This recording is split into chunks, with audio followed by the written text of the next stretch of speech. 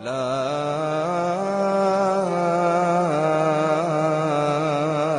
illallah.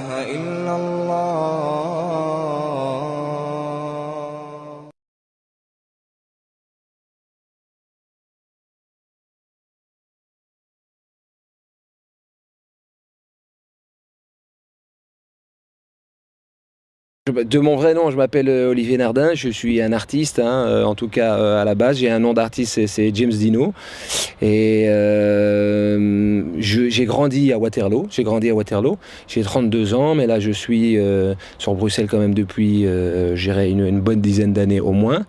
Et je suis converti à l'islam depuis 2009. Donc ma mère est belge, mon père est belge, il a des origines italiennes. Mon père a grandi à Bruxelles, ma mère a grandi à Bruxelles. Voilà, mon père est commissaire de police, il est retraité, donc il était. Ma mère a travaillé dans les restaurants, elle était serveuse dans les restaurants. Et donc j'ai deux parents instruits, donc c'est-à-dire que mon père est licencié en biologie, ma mère est licenciée en, je ne sais pas si elle est licenciée, mais en tout cas elle a l'équivalent d'un graduat, elle est professeure à la base, elle a un diplôme de professeur. Et j'ai un père qui ne croit pas du tout, qui est totalement athée et totalement scientifique, qui est un homme qui a eu dur aussi dans sa vie qui a ses propres difficultés, mais en tout cas voilà, qui est athée. Bon, je pense quand même qu'il ne se prononce pas, parce que finalement, même celui qui est athée, il y a toujours un doute qui subsiste, donc il ne sait pas. Et ma mère, elle est athée. Je dirais pas que ma mère, elle est athée, parce que récemment, elle m'a pas dit qu'elle croyait pas. Elle a une, comment dirais-je, elle a une haine, pas une haine, le mot n'est pas bon, mais elle a une grosse aversion vis-à-vis des religions de manière générale, à commencer par la religion catholique qu'ils ont, eux, entre guillemets, chassé dans leur temps, c'est-à-dire qu'il y a eu beaucoup d'abus avec le mouvement ecclésiastique. Bon, on sait un peu comment ça s'est passé, et à un moment, le peuple ici a dit, bon, maintenant, dégagez, je veux dire, on constate ici depuis des années que vous foutez la merde, qu'il y a des exactions, qu'il y a du vol de pognon et tout ça, donc maintenant, foutez le camp, dégagez. Et je pense qu'ils ont peur aujourd'hui que ça se reproduise, parce qu'ils ont mis tellement d'années à se libérer de ça et se libérer de ce joug, je vais dire, ecclésiastique, que maintenant, c'est pour ça que je pense qu'ils sont fort fermés à la religion de manière générale, parce qu'ils ont peur que ça reprenne le pli et qu'ils repèrent une certaine dose de liberté, ce que je peux comprendre, parce que moi j'ai grandi là-dedans, et on en parlera tout à l'heure, d'où des fois ma difficulté et mon, comment dirais-je, mon paradoxe personnel dans ce que je vis, et même des fois dans ce que je pense. Et donc j'ai grandi dans ce contexte-là, rien à voir avec la religion. Je n'ai jamais rencontré la religion en dehors de la religion catholique à l'école. Mais bon, tu sais bien comment ça se passe, on est jeune, moi ça te passe là, mais alors on n'a strictement aucun respect pour rien, on s'en fout comme de l'an 40, comme du cours de géographie d'ailleurs aussi. Et donc voilà, et en plus j'ai grandi à Waterloo, donc je n'ai eu aucun exemple islamique, je veux dire, autour de moi. Je veux dire, à Waterloo, des Arabes, il n'y en avait pas. Je veux dire, maintenant, il y en a 2, 3, j'ai vu. Je suis retourné, j'ai dit, qui font là, ceux-là?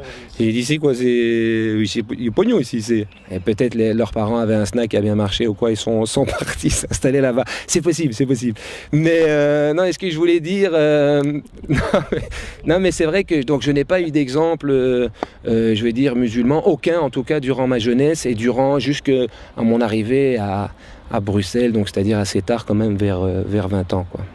C'est vrai que mon premier contact vraiment avec l'islam, il s'est fait avec toi, parce que bon, je connaissais des musulmans, mais qui n'étaient pas des musulmans. En fait, je connaissais des Arabes, en fait, via le milieu que je fréquentais aussi, parce que je viens du rap, et donc j'ai fréquenté les Arabes, les Noirs, mais je ne peux pas vraiment dire des musulmans. En tout cas, moi, j'en sais rien, parce que si ça tombe, ils pratiquaient, et que je ne les ai jamais vus, qu'ils pratiquaient, c'était peut-être possible. Et d'ailleurs, c'est vrai que ça m'est venu, en fait, assez tard, je dirais, après 27 ans, ou à partir de 27 ans, parce qu'avant, en dehors de discussions qu'on a pu avoir autour d'un café ou dans un resto avec toi, parce qu'on en a quand même eu beaucoup, je n'avais jamais entendu parler vraiment de l'islam à proprement dit. Et d'ailleurs, la première personne que j'ai vu prier, c'est toi. On était un jour chez Pierrot, et on était tous là réunis, et c'est vrai que toi, il était dans la pièce, il priait, mais juste à côté, tu vois, et on était tous là en train de discuter comme si de rien n'était. Et c'est vrai que quand toi, tu l'as jamais vu, Qu'est-ce qu'il fait là? Tu vois, et donc après, donc, ça pousse évidemment au questionnement. Et donc voilà, et c'est vrai que mon premier contact avec l'islam, je veux dire dans l'approfondissement en tout cas, ou dans les questions, ou dans les chipots, ou dans les débats aussi, ça s'est fait quand même avec toi, quoi. Beaucoup de gens, malheureusement, on a une très mauvaise vision des musulmans, mais qui en fait ne le sont pas vraiment. Quelque part, ils le sont, mais je veux dire, dans la pratique, sont quelque part tout à l'inverse de l'islam. Et on peut beaucoup parler, évidemment, de beaucoup de Marocains ici. Je veux dire, pour un Belge ou pour les gens qui sont, quand on dit un Marocain, je veux dire, la première chose qu'on voit, c'est pas la douceur, c'est pas la sagesse, c'est pas la bonté. Je veux dire, on a tout de suite, évidemment, l'inverse. Et d'ailleurs, pareil pour ma mère, elle s'est fait carjacker son sac 2 fois. On lui a pété sa vitre, tu vois, au feu rouge pour lui prendre son sac ici à Molenbeek ou Anderlecht. Ça a rarement été des Japonais. Donc non, elle a regardé, c'était pas des Japonais. Elle a bien regardé, elle dit, c'était pas des Japonais. Et pas bridé, non, mais ce que je veux dire, c'est que voilà, après, le problème aussi, c'est que voilà, c'est la pauvreté aussi qui fait la délinquance. Donc ces gens-là sont pas spécialement à blâmer. On a tous fait des bêtises. Je veux dire, on va pas, voilà, j'en ai fait aussi. Mais c'est vrai que dans la tête de gens qui ne sont pas dans l'islam, qui ne connaissent strictement rien à l'islam, qui voient ça et qui en plus constatent, je vais dire, les choses qu'on peut nous voir et les propagandes qu'on peut nous donner à la télé depuis des années et des années avec l'image du musulman en barbu qui jette des cailloux sur les femmes. Et bon, tu vois, c'est ce qu'on nous sert aussi. Je peux comprendre, je vais pas dire le racisme de ces gens parce que c'est pas du racisme, c'est une peur, c'est de la xénophobie, c'est de la peur de ces gens-là, c'est de la peur de la violence, c'est de la peur d'être agressé. Et ce sentiment de peur, à un moment, quand il s'exprime avec des gens qui se ressemblent, ça peut se transformer aussi en agressivité, en haine. Et bon, c'est ça, c'est à la fois la méconnaissance et en même temps la peur. Et c'est des gens que je ne blâme pas, parce que c'est un sentiment humain que je comprends.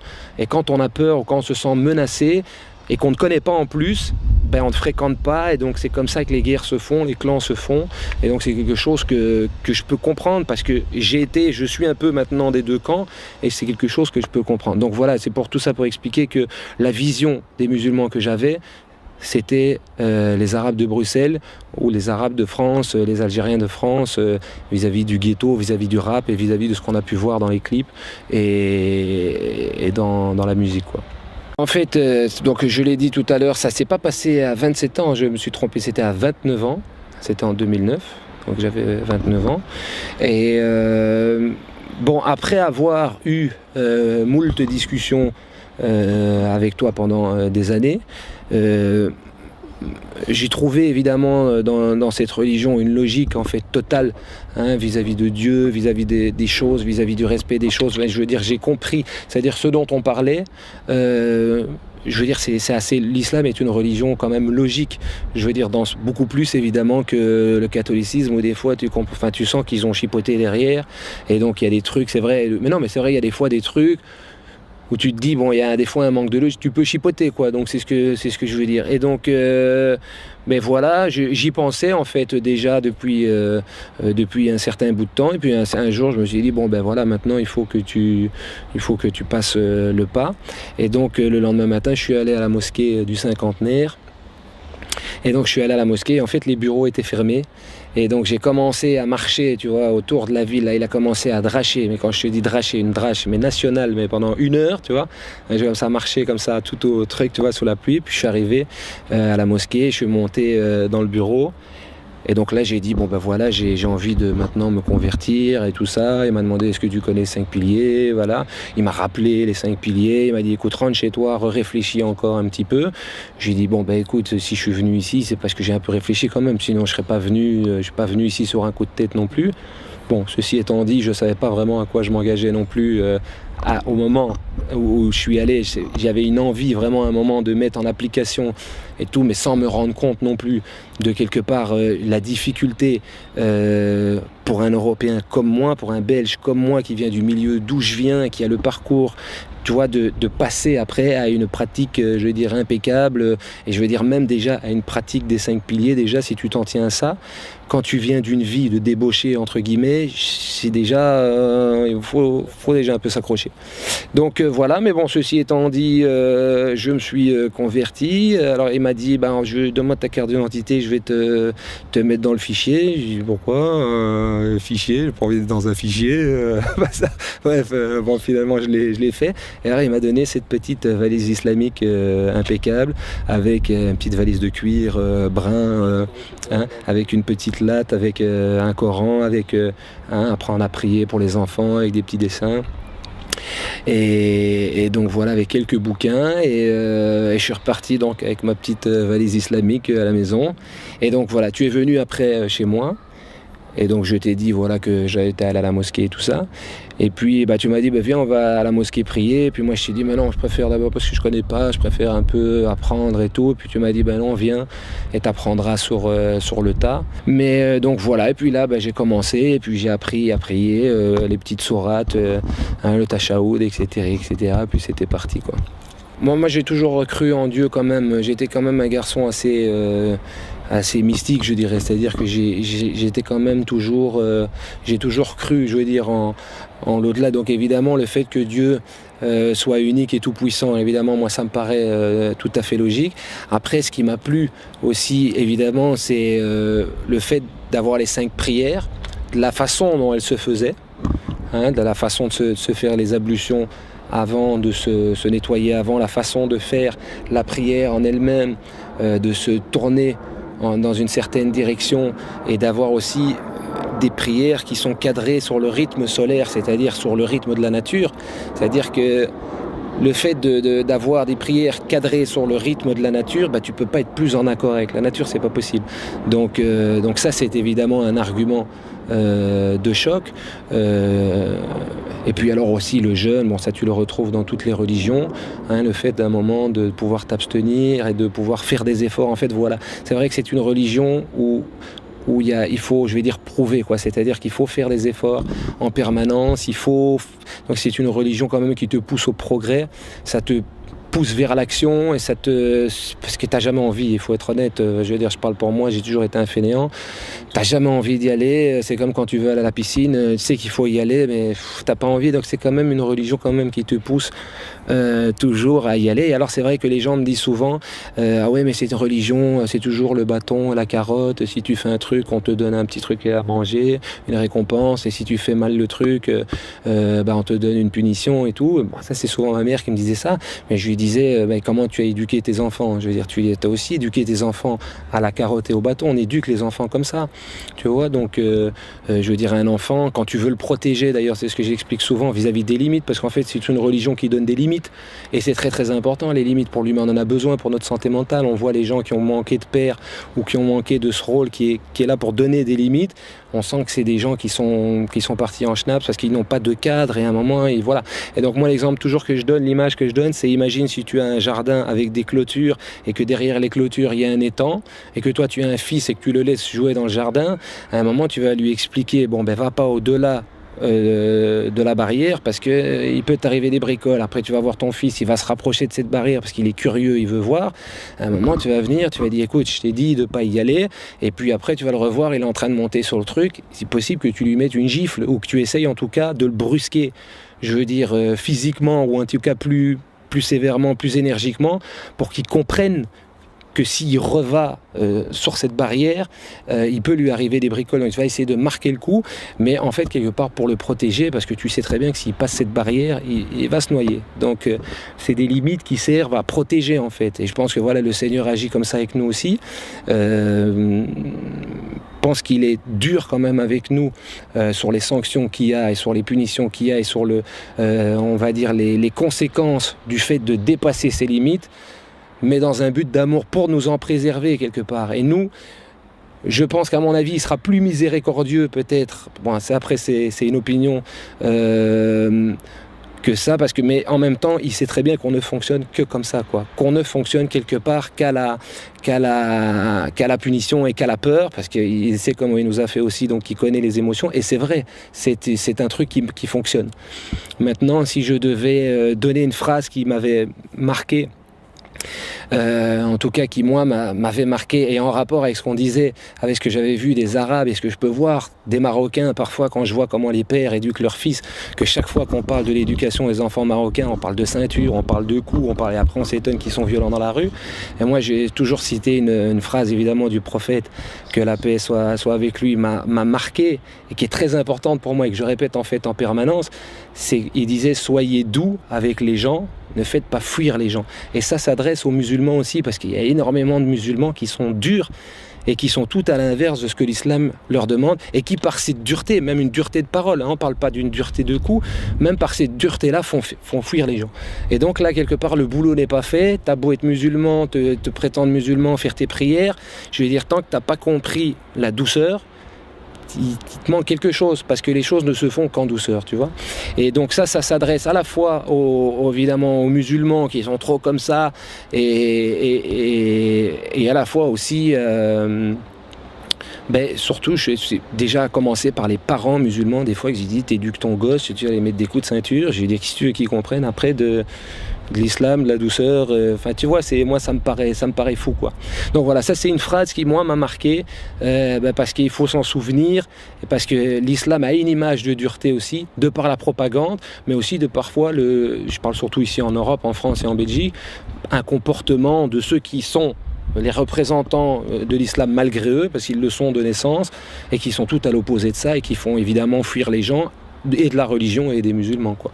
Mais moi, ça c'est rigolo, parce que ma mère c'est une pure bruxelloise, donc quand je lui ai annoncé en fait que je m'étais converti à l'islam, elle m'a dit comme ça, elle m'a dit: tiens, voilà autre chose. Donc ça situe vraiment, tu vois, là autre chose. Donc voilà, donc elle a aucune appréhension. Je veux dire, on a discuté, après on a débattu, je vais dire voilà, et quelque part quand les arguments sont bons, mais je veux dire, ça l'a pas précipité à se dire: ah ouais, je vais peut-être quand même me convertir, quoi. Je veux dire, elle est encore dans un questionnement, et je te dis là vraiment cette aversion qui ont beaucoup de gens de sa génération vis-à-vis des religions en général, parce que je te dis, à l'époque où eux ont voulu se dédouaner de la religion catholique, l'islam existait très peu ici, et il y avait peu de musulmans ici, donc ils ne se sont même pas, posé la question, c'est même pas vis-à-vis de l'islam, c'est vis-à-vis de la religion en termes généraux. Et moi, les difficultés que j'ai éprouvées et que j'éprouve encore d'ailleurs, c'est vis-à-vis de la langue, en fait, parce que c'est une religion arabophone, et que nous, dans notre adolescence, l'arabe, justement, on l'associait à la rue, au ghetto, au rap ghetto. Et donc, comme moi, je ne l'étais pas, parler arabe, ça faisait un peu, tu sais, le petit flamand qui veut parler arabe, et tu vois, pour se faire bien voir et tout. Ça m'est resté. Et donc maintenant, je n'arrive plus à dire les choses en arabe, tu vois. Donc même dire Inch'Allah, je le dis pas, je le pense tout le temps, en permanence, mais je ne le dis pas. Ni avec ma mère, ni avec les gens, même avec les musulmans que je fréquente, je le dis pas. Le prophète sallallahu alayhi wa sallam, je le dis pas, je le pense tout le temps, mais je ne le dis pas. Saluer les musulmans dans la rue, salam alaykoum, je le dis pas. Mais je vais leur dire salut, bonjour, je vais leur dire bonjour gentiment, je vais le penser, mais je le dis pas. Je n'arrive pas encore à le dire. Et pourtant, ça fait 3 ans, j'ai un problème avec ça. Et donc, fatalement, ça me fait fuir aussi, parce que quelque part, ce sont des codes qui doivent être respectés. Je comprends pourquoi. Et en même temps, je n'arrive pas du tout à m'en dédouaner. Et donc, je vais aussi à un moment fuir Voilà, mais ça n'empêche pas que dans l'intention, je le comprends évidemment. C'est-à-dire que chaque fois que je vais parler du futur, je sais. Dans ma tête, je me le dis, et je le sais, tu vois, c'est quelque chose que j'ai dans la tête au quotidien, mais c'est quelque chose qui ne se verbalise pas encore, quoi. Donc ça, voilà, c'est une des difficultés, je pense, en tant que Belge, et en tant que dans le milieu dans lequel moi j'ai baigné. Voilà. Qu'est-ce que t'a apporté l'islam ? Premièrement, je dirais une hygiène de vie, je veux dire globale, c'est-à-dire que voilà, moi je fumais beaucoup de shit, je fumais énormément de joints, je buvais de l'alcool, j'étais dans un rythme de vie un peu sauvageon, donc ça m'a clairement calmé. Hein, le fait d'arrêter l'alcool, le fait d'arrêter le joint, le fait d'arrêter ces choses-là, ça m'a fait arrêter de fréquenter les lieux dans lesquels j'allais faire ça et dans lesquels donc j'ai évidemment au niveau de mon entourage, il y a beaucoup de gens que je n'ai plus vus et que je ne vois plus d'ailleurs aujourd'hui, pas que je rejette, mais que voilà, qui ne sont plus trop en accord avec ce que je suis.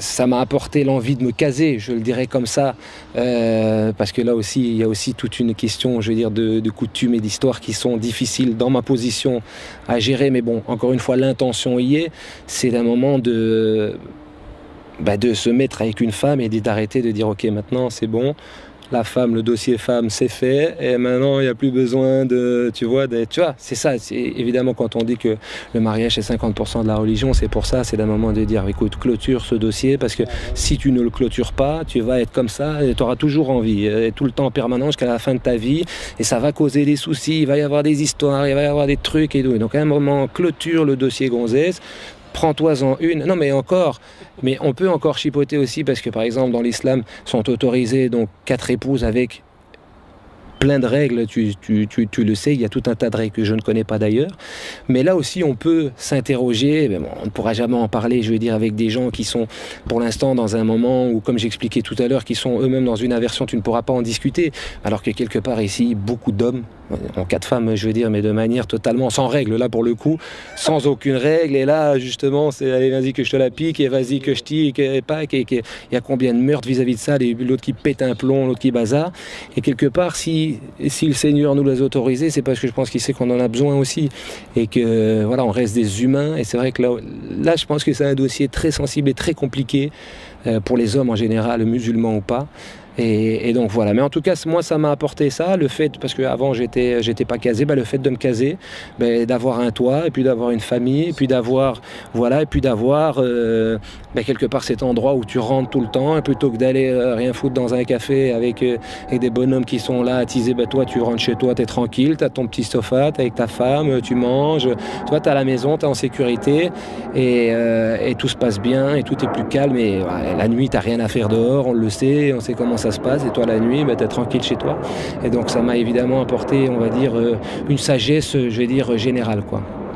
Vis-à-vis des non-musulmans, comme je connais, on va dire, l'argument des non-croyants qui ont horreur qu'on les brusque et qu'on leur impose les choses, parce que tu sais qu'on parle toujours de ça, je veux dire, mis à part leur donner des infos, et encore sans leur imposer les infos, c'est-à-dire d'en discuter, et puis s'il y a des questions, ou de placer, je veux dire, une information, mis à part le fait de leur donner des informations qui toi-même t'ont touché et toi-même t'ont convaincu, je vois pas très bien ce que je peux faire, et puis de toute façon on dit Dieu est seul guide, et tu peux rien faire, même si tu vas lui donner tout, si c'est pas, il faut pas, donc, ou si c'est pas le moment, donc je n'ai pas, si tu veux, je ne me sens plus, parce que j'ai eu un peu ça au début, tu veux un peu convaincre tout le monde, non, tu vois, et à un moment tu te dis, ils sont en train de me prendre pour un taré, les bonhommes, tout le monde me fouille, tu vois, on va un peu calmer le jeu, et on va placer une info de temps en temps. Non, mais c'est vrai, quoi. Donc je veux dire, voilà, à eux, je leur souhaite qu'ils soient ouverts aux informations, qu'ils soient ouverts à ça, et que tout se passe en douceur, encore une fois, vis-à-vis d'eux et vis-à-vis des musulmans. Ce que je disais tout à l'heure, c'est vrai que pour ceux qui sont un peu plus durs, d'essayer peut-être d'être un peu plus doux. On peut même se poser la question jusqu'au style vestimentaire, parce que c'est vrai qu'aujourd'hui, quand tu vis par exemple en Belgique, à la fois il y a la sunna, donc il y a ce qui est recommandé, il y a ce qu'il faut, il y a des choses, une sunna qui est écrite à la lettre, et puis il y a le monde ici, et ce qui est perçu, est-ce qu'il faut faire attention à ce que les gens perçoivent, est-ce qu'il faut être dans la recommandation totale, est-ce que cette recommandation elle est obligatoire ou pas, est-ce qu'on peut pas, tu vois, faire justement trouver un équilibre et une douceur pour faire en sorte que ce soit moins perçu de manière agressive, et donc voilà, donc pour ceux qui sont les plus durs, peut-être leur dire, voilà, soyez un peu plus agréable, je veux dire, avec les gens, et un peu plus doux avec les gens, et je pense que ça rapproche, et quand ça rapproche, on peut discuter, et quand on peut discuter, on peut s'échanger des informations, et de par le biais des informations qu'on s'échange, on peut y réfléchir et peut-être changer son état d'esprit. Donc voilà, et surtout ce que je leur souhaite, comme je le souhaite à moi, c'est de pouvoir respecter, on va dire, le deuxième pilier des 5, mais qui est évidemment presque le plus fondamental, évidemment la prière, et qui est extrêmement dur, qu'on le veuille ou non, à respecter dans sa rigueur et dans son idéal, et de s'accrocher à ça, parce qu'on sait que ça peut monter, ça peut descendre, et qu'on peut vite partir, et que, je veux dire, nul n'est musulman. À partir du moment où tu te déclares musulman, nul n'est musulman, je veux dire, de manière linéaire, et c'est vraiment un combat et un effort quotidien, et bon, on est tous des humains, on a tous des faiblesses, bon, tu vois. Donc je leur souhaite de s'accrocher à ça, et à ceux qui sont jeunes musulmans, déjà de se consacrer à ça avant de commencer à mettre en application des trucs. Voilà, concentre-toi déjà sur celui-là, sera déjà énorme, parce que tu sais que si tu te concentres sur celui-là, le reste découle, je veux dire, de manière plus logique après. Bon, tu vas pas aller t'enfiler 2 chopes si tu sais que tu dois aller à la prière à 17h. Et donc là, du coup, déjà rien que quand tu t'attaches, c'est pas pour rien qu'il est mis en deuxième position, déjà si tu t'attaches à celui-là, c'est ce que je dis aux musulmans convertis, parce qu'ils viennent chez moi, ils me disent ouais mais bazar, la musique, j'ai dit écoute, concentre-toi déjà sur ta prière, mon ami, fais déjà tes 5 prières à l'heure, concentre-toi là-dessus, dans un premier temps. Quand le ramadan va venir, si tu fais tes 5 prières, tu seras avec des musulmans, ils vont t'expliquer le ramadan, puis le reste suivra, quoi. Mais je veux dire, commence pas à t'embarrasser avec des trucs que tu maîtrises pas, le dossier il est grand, je veux dire, tu vois, commence petit, quoi, étape par étape, ce qui est logique, quoi. Et ce qui a encore été fait de manière logique, je veux dire, le deuxième pilier, c'est pas le pèlerinage à la Mecque, je veux dire, les choses sont faites dans l'ordre, et elles sont pas faites dans l'ordre pour rien, quoi. Et alors, aussi de dire que le prophète, et que la paix soit avec lui, avait dit aussi que la différence entre le musulman et le non-musulman, c'est la prière, et c'est évidemment un hadith dur pour tout le monde, parce que, je veux dire, si tu t'écartes de la prière, quelque part, tu n'es plus musulman, dans le sens où tu n'es plus soumis à ce que ton Seigneur t'a demandé de faire, quelque part, si tu le prends le truc dans la compréhension, et puis quand tu reviens, tu l'es de nouveau. Et donc, voilà, c'est pour ça que des fois aussi, la limite, quand tu vas voir quelqu'un, et tu vois qu'il est toujours en train de teaser au quartier, et que tu vas voir à l'heure de la prière, tu le vois jamais, est-ce que vraiment on peut le considérer comme musulman, oui ou non, en fonction de ce hadith-là? Est-ce qu'il va l'être? Est-ce qu'il l'est plus? Est-ce qu'il l'est? Tu vois, c'est quand même aussi, je pense, un hadith à méditer. C'est pour ça que je parle de la prière et de la difficulté de s'y attacher et du besoin de s'y attacher, et que c'est fondamental, je vais dire, dans l'islam. En dehors du fajr, de le prier à l'heure, le reste est tout à fait faisable et n'est pas difficile et te prend pas énormément de temps. C'est tout à fait faisable. C'est, je veux dire, un pilier qui est facilement respectable, et ça, il faut le dire. Tu vois, donc voilà. Me concernant, voilà, moi je souhaite évidemment que le Seigneur m'aime, et qu'il soit content de moi, et qu'il me compte parmi les siens, parce que ça pourrait être tout le contraire, parce qu'on est des hommes, et j'ai toujours d'ailleurs moins peur de ce basculement, parce que je sais que je suis capable de l'un comme de l'autre, et je voudrais évidemment qu'il me garde dans ce chemin, tu vois, mais même si je bifurque, qu'il m'y ramène chaque fois, en douceur, si possible, parce que tu vois, c'est vrai que des fois, certains sont ramenés sur le droit chemin par des épreuves difficiles et lourdes, et qu'évidemment je me souhaite pas, on peut pas, voilà. Donc c'est pour ça que d'ailleurs à la prière, souvent je le demande, j'ai dit corrige-moi, mais en douceur. Mais non, c'est vrai que je demande, et c'est logique, et donc évidemment c'est ce que je me souhaite, c'est qu'il me garde sur le chemin, et puis surtout aussi qu'il me... et ce que je me souhaite à moi, je le souhaite évidemment aux autres, et ça c'est clair, qui me guide vers les choses par intelligence, quoi. C'est-à-dire qui me guide vers la bonne science, et que, je veux dire, qu'il me donne l'envie d'y aller. Tu vois, qui me donne envie de l'y aller, qui me donne envie de la comprendre, et qui me permette de la comprendre, que je sois pas obligé justement de chipoter, ouais mais pourquoi, moi je trouve pas ça, qu'il puisse me faire comprendre, je vais dire avec intelligence, qu'il puisse me donner l'intelligence d'avoir une logique, et puis que quand je puisse l'expliquer à n'importe qui, que ce soit un musulman ou un non-musulman, ils me comprennent, et que ce soit d'une logique implacable. Donc voilà, quoi, qui me garde, et qui nous garde évidemment tous, quoi, même si on sait que... Voilà.